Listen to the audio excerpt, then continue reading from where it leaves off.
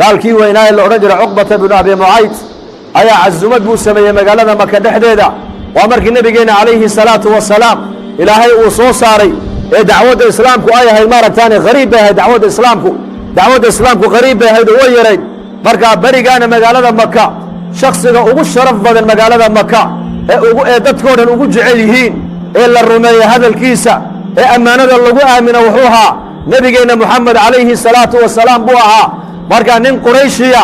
oo reer Makka markuu cazumad uu sameeyo shakhsiga ugu horeeyo cazumada uu u sheegi jiray wuxuu ahaa nabigeena Muhammad alayhi salatu wasalaam marka ninka gaalka Uqbata ibn Abi Mu'ayth la oran jiray Uqbata ibn Abi Mu'ayth wuxuu sameeyay marka maadaama cazumadu leeyahay shakhsiga ugu horeeyo ka bilaabay cazumada wuxuu noqday nabigeenu marka u bandhigo wuxuu Muhammadow cazumad baan leeyahay igala soo qayb gal buu marka abu nabigu marxaba waa markii u horeysay leeyahay nabiga lagu yiri fasda' bima tumar wa a'rid 'anil mushrikiin ay dacwada islaamku magaalada Makka qariib ay ku tahay qariib ee nin aliyeenigi islaamana la dhibayo la cadaabayo ayuu ninkan cazumad sameeyay ninkan gaalka mushrika waxa cazumadiisi ugu horeysay u bandhigana waa nabi maxamed alayhi salatu wasalaam waayo nabigeena wuxuu ahaa magaalada Makka mujtamaca ku nool shakhsiga ugu dabeecada wanaagsan buu ahaa ugu rusheegsan buu ahaa ugu amaano fiican buu ahaa saadiq almasduuq bay carabta oran jireen rusheegihii la rumaysanayay buu ahaa muhammad al-amiin bay oran jireen muhammadkii amaanada lahaa buu ahaa maadaama nabigu ahaa shakhsiga ugu sharaf badan quraysh cazumada shakhsi ugu horeeya loo sheegay waxa uu noqday nabigeena Muhammad alayhi salatu wasalaam lana markaa buu nabigu yimid oo dadkii waliba ugu soo horeeyayba inagu maanta waxa laga yaabaa ballanta ma ilaalino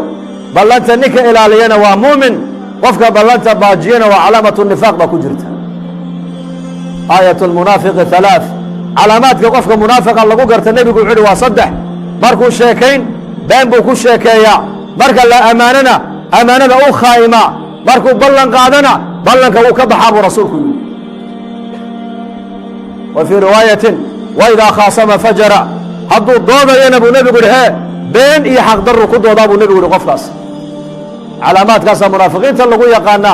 calaamaadka muuminka lagu yaqaanana waa cagsigeega hadduu ballan qaado muuminku ballanta uu ilaaliyaa hadduu sheekayna runun buu ku sheekeeyaa haddii amaano loo dhiibtayna amaanada loo dhiibtay sidii loogu dhiibtay baa loogu yimaada qofka muuminka marka nabigeenu alayhi salaatu wasalaam isagoo ilaalinaya maaragtaane ballanka uu ninkaa la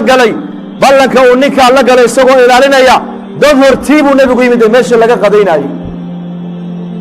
markaasaa mujrimiintii Quraysheedna way gadaashiisay ka yimaadeen Abaa Jahal baa yimiday Uqba yimiday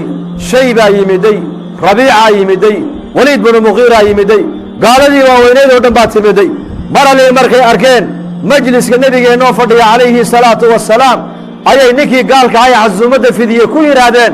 war ma annaka ya Muhammad baad meel isku kaaya keentay ku yiraahdeen miyaanad ka warqabin aniga Muhammad waxa naga dhaxeeyay waan ka warqabaaye laakiin Muhammad nin la dhaafi kara maaha waayo magaalada Makka waa shakhsiga ugu sharaf badan weeyaan ee ugu amaano fiican weeyaan ee ugu rusheegnimo badan weeyaan waa cajiib akhlaaqdaada wanaaggeega inuu qofku muslima uu ku qiro way fiican tahay laakiin waxa ka sii cajab badan qof cadowgaaga ah inuu akhlaaq wanaaggaaga uu ku qiro taas ka sii cajab badan markaasay kaceen nimankii Quraysheed iyo kooxaroon ay yiraahdeen war waa ka kacaynaa meesha annagu waayo imma Muhammad imma annaka na dooro imma Muhammad oo meesha ka saarta waliba seed uga saaraysaa waad caayi hortayda ayaad ku caayi qadhoofna waad ku tufi waliba waad bahdilay waxaad oranaysaa anu kuma yeeranay meesha ii dhaafad oranaysaa imma annaka dareerayna markaasuu yiri war ininku ay ga dareerinay isaga fudude isaga saariye ii kaadiyay sidii ay ka dalbeen buu nabiga hortooda ku sameeyay gaalkaas bal ka waran bahdilaada inta lag nabiga loo geystay maxaa nabiga maalinkaas sida loogu bahdilay ma taqaanaa waa sida aniga iyo adiga diinta islaamku noo soo gaari lahay darteed ayaa nabiga loogu dhibayay aniga iyo adiga dartay ayaa nabiga loo ihaanaysanayay waayo markiisii hore inta nabinimada la saarin sharaf iyo karaamo iska lahaa laakiin maalintuu yiri nabi baan oo rasuul baan ahay oo ilaahay baa caalamka ii soo diray oo dadka adduunyada ku nool baa risaalada gaadhsiinaya maalintuu nebigu yidhi ayaa wixii dad adduunyada jooga nebigeenna ka wada hor yimaadeen isagoo lilmadu ay ka daadanayso ayuu nebigu ka baxay aqalkii sala allahu calayhi wasalam laakiin qur'aankaa la socda nebiga qur'aankaa la socda waxyigaa ku soo degaya markaaba qalbigiisa ayaa laga biinayaa murugta la soo daristay qur'aankaa markiiba soo degay wa yowma yacaddu الظaalimu calىa yadayhi yaquulu yaa laytanii ittakhadtu maca arasuuli sabiila yaa waylataa laytanii lam attakhid fulana khaliila laqad adalanii can الdikri bacda id jaaءanii wa kana الshayطaanu lilinsaani khaduula وqاaل الرasuuل yا رب إنa qوم اتخذوا hذا القرآن مهجورا وكذلika جعلنا لكuلi نبي عadوا من المجرميiنa وكفىa برabika haadيا ونaصيرا wadkur baa nebiga lagu yidhi xus xasuusnow maalin baa imani doonta baa nebiga lagu yidhi daalimka adiga aqalkiisa kaa soo saaray inuu adiga wax ku yeelay buu moodayaa daalimka iyo daalimiinta ka dambaysa oo dhan maalin baa imani doonta baa ilaahay leeyahay farta ay dhexda ka qanini doonaan farta intay dhexda ka qaninaan bay odhan doonaan ay ku calaacali doonaan way maxaa muxamed u raaci waaye dariiqadiisa way maxaa nebi maxamed ugu dayan waaye way maalinkii iyakay doon iska saaro maan isaga la soo hadhaa maan hadalkiisa rumeeya maan diintiisa raaca maalin bay ku calaacali doonaan baa ilaahay yidhi kee ku kasta oo daalima ku kasta oo daalima maxaan abaajahal uga dhiganaya saaxiib maanta innaka walaalayaal dhallinyaradeenna mujtamaciinnan dhallinyar baad u badan tihiin wiilal ubadkayga ladaa aad u badan tihiin gabdho ablahayga ladaa aad u badan tihiin walaakiin waxaa murug nagu haysa maanta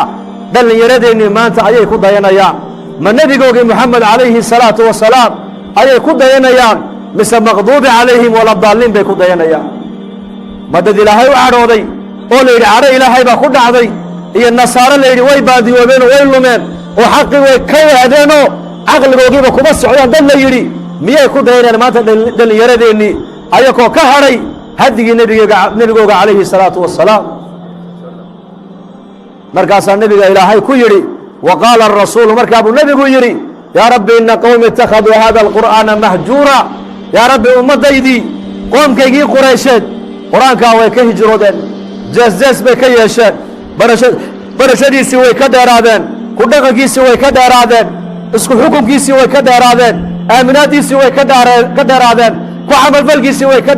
dheeraadeen markaasaa ilaahay nebigiisa ku leeyahay wakadalika jacalnaa likulli nabiyin caduwan min almujrimiin mujrimiintaasi ummaddaada way ku jiraan laakiin adiga kuguma koobna baa ilaahay ku yidhi nebiyadii hortaa diinta aan u soo dirannayba mujrimiin bay iyakuna cadowyo mujrimiin ee lahaayeen baa ilaahay yidhi annakaan u yeella baa ilaahay yidhi